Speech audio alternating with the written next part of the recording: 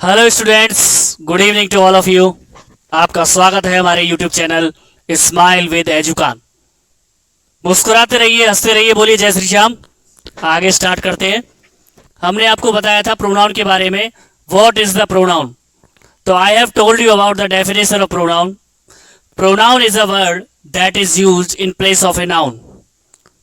Pronoun वो शब्द होता है जो संज्ञा के स्थान पर प्रयोग किया जाता है। There are 10 kinds of pronoun.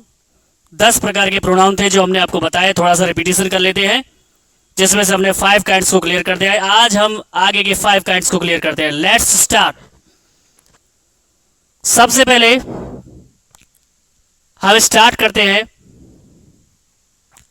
अगला जो है हमारा reflexive pronoun. What is the reflexive pronoun? Reflexive pronoun जो होता है इसका अर्थ होता है निजवाचक सर्वनाम। रिफ्लेक्सिव प्रोनाउन बनता है यानी जो आपका पॉसेसिव एडजेक्टिव होता है उसके साथ अगर हम सेल्फ को जोड़ देंगे तो रिफ्लेक्सिव प्रोनाउन बन जाता है।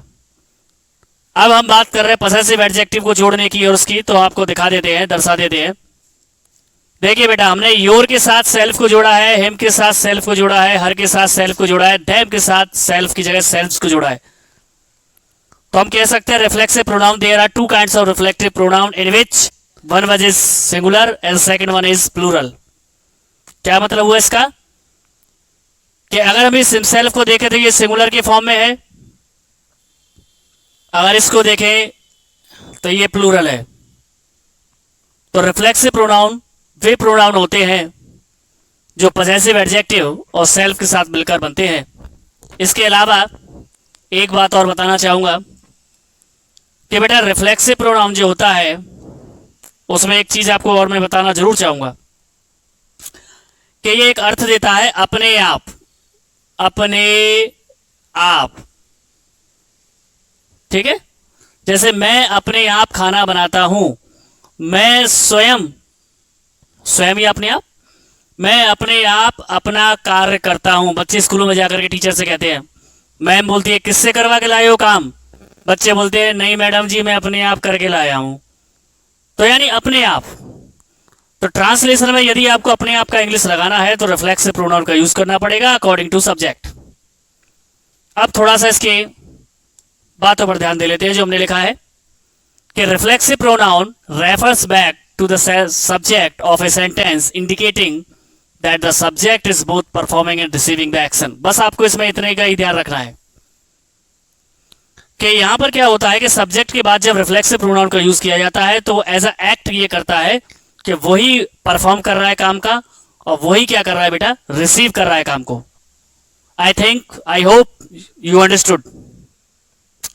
कहने का मतलब ये हुआ, I mean to say that कि when reflexive pronoun is used in the sentence, then the subject acts that he is performing and receiving the action of the verb. Ram is playing himself. Ram अपने आप खेल रहा है। I cook my food myself. मैं अपने आप खाना पकाता हूं। I cook my food my self. Okay बेटा, तो हमने आई के साथ माई लगाया। अगर यहां पर सब्जेक्ट ही होता तो क्या आता बेटा यहां पर, हिमसेल्फ। तो आई थिंक यू अंडरस्टूड। आगे चलते हैं। नेक्स्ट है बेटा पॉसेसिव प्रोनाउन, संबंधवाचक सर्वनाम। अब इसका नाम ही संबंधवाचक है तो ये क्या करता है, किसी का किसी दूसरे से संबंध दर्शाता है। लेकिन ध्यान रखिएगा इसमें नाउन जो है उसका प्लेस चेंज होता है। इसको मैं ऐसे नहीं समझा सकता क्योंकि बच्चे हमारे बोथ मीडियम के हैं, बिलिंगुअल, हमें बताना पड़ेगा। यह मेरा पेन है, सर जी ये मेरा पेन है। अब मैंने इसी वाक्य को ऐसे बोल दिया, यह पेन मेरा है। देखिए दोनों सेंटेंसों में बात एक ही चीज की हो रही है, एक ही चीज को इंडिकेट कर रहे हैं डेमोन्स्ट्रेटिव प्रोनाउन का यूज करके कि यह मेरा पेन है और यह पेन मेरा है। पर दोनों में डिफरेंस क्या है? यहां पर आप देख पा रहे होंगे पजेसिव एडजेक्टिव के बाद नाउन है और यहां पर पजेसिव एडजेक्टिव से पहले नाउन है। दोबारा देखिए, मैं दूसरे कलर का यूज कर लेता हूं। यहां पर पजेसिव एडजेक्टिव के बाद नाउन है, यहां पजेसिव एडजेक्टिव से पहले नाउन है। यानी जो पेन शब्द है, जो नाउन है, वो अलग अलग जगह पर यूज किया गया है। तो क्या इंग्लिश होगा इसका? सुनिए बेटा, मेरा पेन, मेरा पेन का इंग्लिश होगा माई पेन, और पेन मेरा इसका अलग होगा, यानी आपको पेन को इसके साथ जोड़ करके बनाना पड़ेगा, दिस पेन। ओके बेटा, और यहां पर मेरा की इंग्लिश आएगी माइन। तो इससे यह पता चलता है कि आपको ज्यादातर केवल इसी को ध्यान रखना है, माइन। किसको ध्यान रखना है बेटा? माइन को। मैं बड़ा बड़ा लिख देता हूं, माइन, इसको ध्यान रखिएगा। एक बेटा आप हिज को ध्यान रखिएगा, इसको विशेष ध्यान रखना है। ये दोनों जो है पजेसिव प्रोनाउन है, और हिज तो दो जगह काम करता है बेटा, पजेसिव एडजेक्टिव के रूप में और पजेसिव प्रोनाउन के रूप में। ये दो जगह काम करता है, पजेसिव एडजेक्टिव के रूप में और पजेसिव प्रोनाउन के रूप में। ओके बेटा, तो अब इसके अलावा जो है उनमें क्या होगा बेटा? उसके अलावा जो है उनमें क्या होगा? उनमें हम केवल एस का प्रयोग कर देंगे। किसका प्रयोग कर देंगे बेटा? एस का प्रयोग कर देंगे। जैसे आप देख पा रहे होंगे, या मैं इसको इरेज करके दिखा देता हूं। जैसे आप देखें, योर में एस लगा हुआ है, ऐसे ही हर में एस लगा दें, अवर में एस लगा दें, ठीक है, देयर में एस लगा दें, तो ये सब मिलकर के क्या बनता है बेटा? Possessive pronoun. I hope you understand. So let's start the next, let's start next one. तो नेक्स्ट वन है हमारा एम्पैथिक प्रोनाउन। एम्पैथिक कितना पावरफुल शब्द लग रहा है ना, एम्पैथिक। पुराने पिक्चरों में हीरो के नाम भी दमदार होते थे, है ना? उसी तरीके से एम्पैथिक, एम्पैथिक को हिंदी में बोलते हैं बेटा दृढ़तावाचक।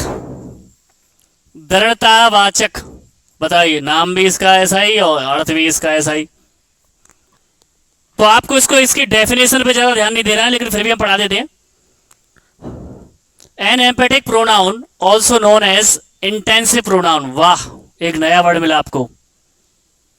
इंटेंसिव प्रोनाउन और एम्पैथिक प्रोनाउन दोनों एक ही है। A pronoun use to emphasise a noun और प्रोनाउन। बस एम्फेसाइज यानी जोर देने के लिए, आप अपने वर्ब को, एक्शन को जोर देकर समझाना चाह रहे हैं, एम्फेसाइज कर रहे हैं। That's why we call empathic pronoun. What is the difference between reflexive pronoun and empathic pronoun? Question बनता है, what is difference between reflexive pronoun or emphatic pronoun? The answer is, when reflexive pronoun is used just after subject, it will be in the category of emphatic pronoun. Repeat कर देता हूं, when reflexive pronoun is used just after subject is emphatic pronoun. Sir ji Hindi बता दीजिए। सुनिए बेटा, बिलिंगुअल की बात हो रही है इसलिए मैंने कहा कि देखिए बेटा, I cook my food my self. अभी हमने यही एग्जाम्पल लिखा था या नहीं लिखा था बताइए? अब मैं क्या करता हूं, I myself cook my food, I myself cook my food.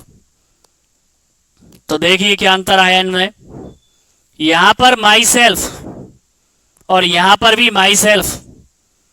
ये हमारा जो माई सेल्फ है, ये वाला माई सेल्फ सब्जेक्ट के बाद आया है, और यहां पर माई सेल्फ लास्ट में यूज किया, बस यही डिफरेंस है। तो यदि सब्जेक्ट के तुरंत बाद यूज किया जाता है, सब्जेक्ट के तुरंत बाद यूज किया जाता है तो वह एम्पैथिक प्रोनाउन है, और इसको छोड़कर कहीं पर यूज किया जाता है तो वो हमारा रिफ्लेक्सिव प्रोनाउन है। आई hope you understand. indefinite pronoun, अनिश्चयवाचक सर्वनाम. A indefinite and indefinite pronoun refers to a noun, ठीक है, noun as non-specific person, place, thing, idea.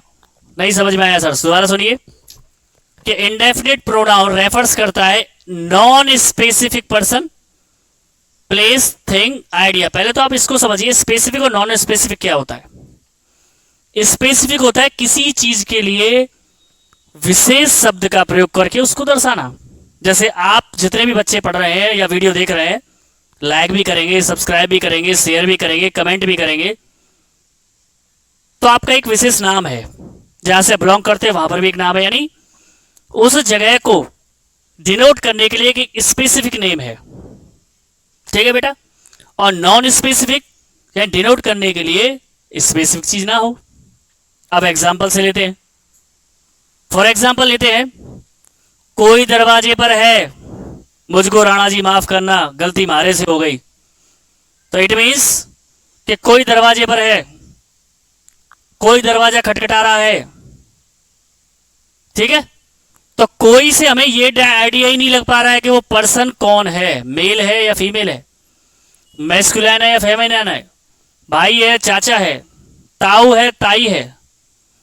तो इस प्रकार के इंग्लिश में जो वर्ड दिए गए हैं, ऐसे वर्ड क्या होते हैं बेटा, इंडेफिनिट प्रोनाउन. जैसे समवन, अब मैं इसी पर बेस्ड एग्जांपल लिख दिया, समवन इज कॉलिंग यू, कोई आपको पुकार रहा है. भैया कौन बुला रहा है, हमें बता ही दो ना भैया. समवन इज कॉलिंग यू, कोई आपको पुकार रहा है. तो क्या बताना चाहा मैंने, समवन से केवल कि कोई बुला रहा है. अब कोई में तो कोई भी हो सकता है, मेल भी और फीमेल भी, रिलेटिव भी हो सकता है. तो इस प्रकार के जो प्रोनाउन है वो किसकी कैटेगरी में आएंगे बेटा, इंडेफिनिट प्रोनाउन की कैटेगरी में आएंगे. तो हमारा, आप बताइए, समझ में आया नहीं आया, समझ में आया नहीं आया, आया. चलिए तो बेटा. And last and final, reciprocal pronoun, परस्परतावाचक. क्या नाम है इसका बेटा, परस्परतावाचक. परस्परतावाचक. अब परस्परता शब्द का मतलब तो जानते होंगे, आपस में. तो इसमें आपको दो ही चीजें याद रखनी है, दो ही प्रोनाउन याद रखने हैं, एक ईच अदर और एक याद रखना है बेटा one another. Each other, one another. अर्थ समझिए. ईच अदर माने होता है बेटा आपस में, और वन अनदर माने होता है बेटा एक दूसरे से. सर जी जो दोनों बात कर रहे हैं मतलब आपस में, तो यानी ये टू की बात करेगा, टू नाउन को. सर जी पूरी क्लास बात कर रही है एक दूसरे से, तो दैट इज वन अनदर, यानी more than two noun, more than two noun. तो अब यहां से क्या समझने की बात है कि जब दो के बीच में नाउन को डेनोट किया जाएगा और मीन उसका क्या होगा आपस में, तो हम लगाएंगे ईच अदर. और मोर देन टू नाउन की बात आएगी तो हम क्या यूज करेंगे बेटा, one another. Is that clear? Okay. So यहां पर हमारा टॉपिक फिनिश होता है. आई होप आप अच्छे से समझ पाए होंगे. और आप शेयर कीजिए, लाइक कीजिए, कमेंट कीजिए और बेल आइकन दबाना ना भूलें, क्योंकि आपका एक टिक हमें ऊर्जा देता है. सांस, जो हमारी पल्स रेट है ना, वो बढ़ती है. हमारा जो ब्लड सर्कुलेशन है वो और तेज होता है. ये हमें इंस्पिरेशन देता है. ठीक है. तो चैनल को सब्सक्राइब करिए, लाइक करिए, मुस्कुराते रहिए, स्वस्थ रहिए. बोलिए जय श्री श्याम. Thank you.